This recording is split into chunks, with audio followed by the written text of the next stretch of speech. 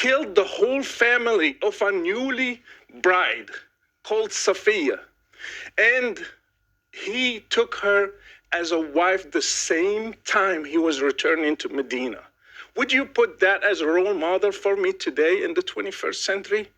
He had another wife called Rihanna. My daughter, her name is Rihanna. I named her specifically for that. He took a Jewish wife, Rihanna, and he did sex with her, not with her will. He did against their wills. All these ladies. Are you going to put him as a role model? You cannot compare Jesus with Muhammad. Jesus never killed a person. He never killed an apostate. He never waged a war. So he was a role model for me. That's why I loved Muhammad and I wanted to follow Jesus. They are going to keep trying, bring the Old Testament. Name one person that Jesus killed because he was an apostate. Judas, he gave him to the Jews, and he never ordered his disciples to kill him. I have people who just criticized Muhammad once, and he ordered his disciples to go and kill him, even lying. His name is Ka'b ibn al-Ashraf. He's a Jewish guy. They killed him. They lied to him. They took him and they killed him. He even encouraged a guy who was blind. He killed his wife. He had 2 kids, and he killed her. He came to the prayer and he said, Muhammad praised the guy for killing his own wife just because she criticized Muhammad. So these are the rules that they want to apply today. If we criticize Muhammad, we should be killed. Like what happened with Charlie Hebdo. Do you think those people, they just killed the people who drew the caricature for Muhammad just because like that? No, because it's written in Islam that they should kill people who criticize Muhammad. So Islam is a big problem. Even the 5% can kill whole humanity. Can I have a response? Sure, please go for it, Jake. And I want to comment on what he said and also Robert's remark about us endorsing the punishment for apostasy. Yes, we do. Why? Because our claim is that we are actually faithful to our scriptures. You guys are not. You want to avoid the Old Testament, and I want to give you an analogy, Patrick, because you're a business guy. You have many businesses, okay?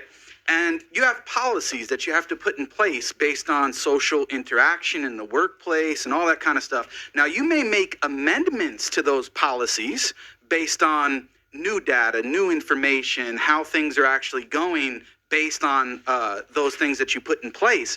Now, when you do, right, and this is the analogy between the Old Testament and the New Testament, are you willing to say that, well, yeah, thinking to myself, yeah, Pat, yeah, you were wrong, actually, when you said it was okay to do such and such. That was actually wrong, and you then put in the correct one.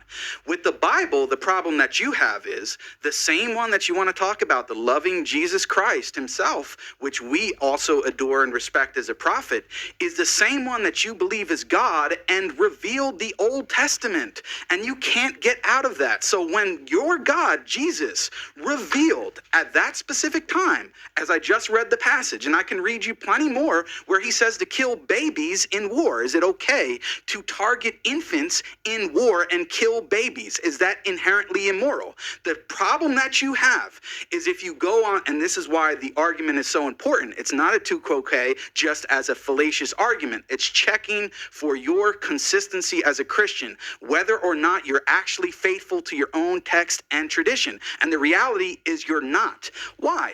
You have 2 options. If you condemn it as inherently immoral, then the whole Bible's gone. Because if you believe that those verses in the Bible were revealed by God, then you're saying that God is immoral.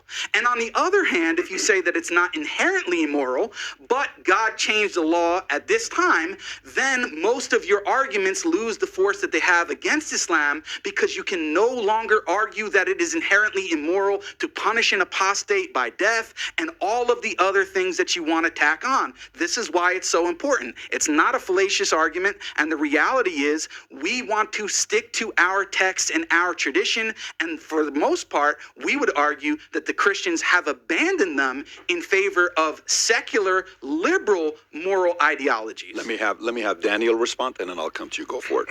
Yeah, so there are a lot of things that we need to respond to because he's just listing every grievance that he has against Islam. Right. We have to take it step by step. But just on this point of violence, I think Jake makes really the crucial point. It's that Jesus, according to the Christian belief, Jesus is the God of the Old Testament. And he's the one who's commanding Moses, for example, to ethnically cleanse the Canaanites or the Amalekites or all of these other tribes and to conduct conquests and war, to take girls as slaves, to take virgins as slaves. This is in the Old Testament, sure. So Christians have to deal with that moral problem. A lot of Christians, unfortunately, they just throw the Bible under the bus. And, how is that justified? But it's not just the Old Testament. It's also the New Testament. The New Testament also endorses slavery. The New Testament also has the book of Revelation where Jesus is going to come, which, by the way, Muslims also believe that Jesus is the Messiah. He is the born of the Virgin Mary, and he's going to come as the Messiah to establish God's kingdom on earth. Muslims also accept and believe that, and we're anticipating that. But he's going to be very violent. It's going to be a very violent affair, and that's in the Muslim tradition and the Hadith, and it's also in the book of Revelation. So Jesus is also very violent. And then finally, you have canon law. You have the church tradition. So if Robert wants to denounce canon law, because when you have canon law, it has slavery, it has a marriage age of 12 years old in canon law, it has punishments for blasphemy, it has even, striking the wife, the disobedient wife. That's found in canon law from Gratian. So I believe that Robert is an Orthodox Christian. If he wants to denounce canon law and denounce his own tradition, he can denounce that. He can denounce Jesus himself. He can denounce the Old Testament. He can denounce the Bible. The New Testament, that's fine. That's fine. He says that, our religion adapts, our religion changes. But that's actually the problem, Patrick. When we're talking about wokeism, when we're talking about if you can say that, that's the Old Testament is for those times, it's not applicable now. Right? That's the argument. The violence, the killing of blasphemers. That's for old times. We've changed, but Muslims are not willing to change. I say, yeah, Muslims are willing to stand by revelation. The problem with a lot of Christians, not all Christians, a lot of Christians, Jews, Hindus, they all have these practices in their books. Buddhists, they all have these practices, and they're pressured to change and update. And so if you can get rid of the conquest and the violence and the punishment for apostasy, why not just get rid of the prohibition of cross-dressing, the prohibition of homosexuality, the prohibition of drag queens? Why prohibit any of that? Maybe times are different. Maybe we need to adopt drag queen story hour in our church. Maybe we need to adopt, all of these woke practices. Why not? First of all, they are talking about amendments. They have something in Islam called abrogation. It's like an amendment. God says something, and then he changes it. For example, he asked the question, was it moral to kill the apostate? I can ask him the same question. How about zawaj al-mut'a? You marry for, it was practiced in Iran a lot. It's not inherently immoral. It's not inherently immoral. Why? We can answer it. Why it was stopped? Why Muhammad stopped it? If it was immoral. I'm just giving you an example. You asked us the question. I'll let you answer. In Christianity, Jesus came, he stopped so many things in the Old Testament. That's our principle. He stopped, for example, sacrifices. We don't sacrifice animals. He stopped the adulterers to be stoned. He stopped so many things, like tooth for tooth. He stopped that. So Jesus stopped so many things in the Old Testament. You don't accept that. That's your choice. For example, why his disciples never killed an apostate? Why his disciples never They didn't have political power. As soon as Christians gained political power in the Roman Empire, they started doing these things. They didn't have the jurisdiction to do so. They didn't kill They were the minority. They weren't in power. As soon as Christians gained power within the Roman Empire, they applied the Old Testament laws, the New Testament laws. Not true. It is codified in the canon law. Are you familiar with the canon law? Yeah, I want to talk about that. Please explain the canon law. Brother Rashid, if you can get closer to Mike so the audience can hear. Yeah. Jesus never waged a war. He never ordered one. There were other Jews who did kill Romans and who did kill people, zealots, the people called Ghayurun. So Jesus never ordered that. His disciples got killed, not waged war. They got killed. They never killed a person. Slavery, the Apostle Paul, he said, in Jesus there is no slave or free. And that's why the abolitionists, they started in the West. I have a question for you. You are benefiting from human rights and freedom of religion in the U.S., and you are trying to get us back to Sharia. For example, you converted from Christianity to Islam. Alhamdulillah. And you want to bring a law that kills the apostate. Do you want to be killed for converting from Christianity to Islam? Do you want that? Do you believe it's correct? Do you want it? Do you believe it's correct? So he doesn't answer the question. Do you want it? Give us the principle is the golden rule. Do not do to people what you don't want them to do to you. So you talk for a long time. Can I respond, please? Okay. Both of you keep running from the Old Testament and the argument that I've given. Jesus stopped it. We are not running. Jesus stopped it. We let you speak for a while, sir. Please let me talk, okay? Is Jesus God? Well, yes, the answer is yes. You do believe that. Did God reveal at least parts of the Old Testament? Well, of course you believe that. Now, Robert wanted to make a distinction. He brought up an example about Paul trying to remember how many people he baptized. But in the Old Testament, when it says that God is speaking and that God commanded X, was that just somebody making it up or misremembering? No, the Bible says it's God. So listen to this passage. 1 Samuel 15, 1-3. And Samuel said to Saul, the Lord sent me to anoint you king over his people Israel. Not, oh, I'm just talking at it, my backside. Now therefore listen to the words of the Lord. Who are they? They're the words of the Lord. They're not the words of Samuel or your neighbor John or whoever else. Thus says the Lord of hosts, I have noted what Amalek did to Israel in opposing them on the way when they came out of Egypt. Now go and strike Amalek and devote to destruction all that they have.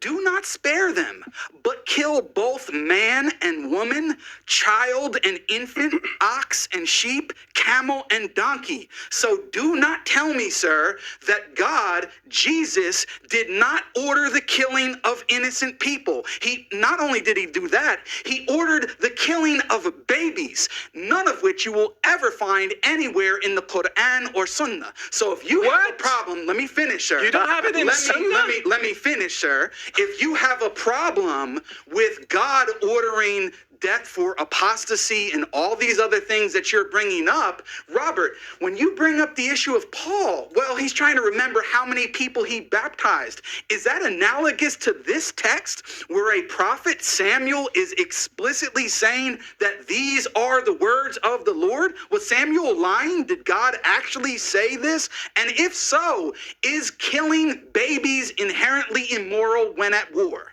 You said before, well, some Christians say, well, it's not actually historical. Maybe it didn't happen. Well, I don't care about other Christians, with all due respect. For this conversation, we're talking to the two of you and the two Muslims, and we are representing our positions. So we want to know from you, do you believe that 1 Samuel 15, 1-3 was revealed by God and that God himself ordered directly, intentionally for the killing of babies and infants? Let me answer that. You are judging a war that happened 3,000 years ago. Is it by historic? Just wait.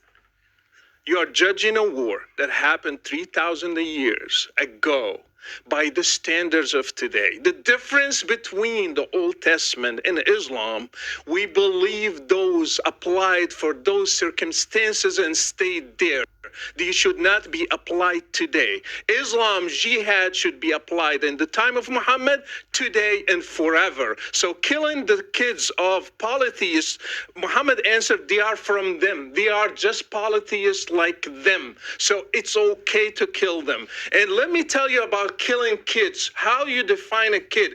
In the raid of Bani Qurayza, a Jewish tribe, Muhammad came and he said, check the hair of puberty for every kid. If you find one hair, you can kill him because he's considered an adolescent. So they killed 600 people on that day. You want to tell me that doesn't exist in Islam? I know it exists in Islam. And I know if you got authority today, you will do it. Here's what I want to do. I want to have Daniel give a response, and then I'm going to go to the next topic. Go for it, Daniel. Okay, so Banu Qurayza, that was a tribe that betrayed the Muslims in war. So that was an act of treason. Every legal system in history, every religion, when you do an act of treason in war, what is the punishment for that?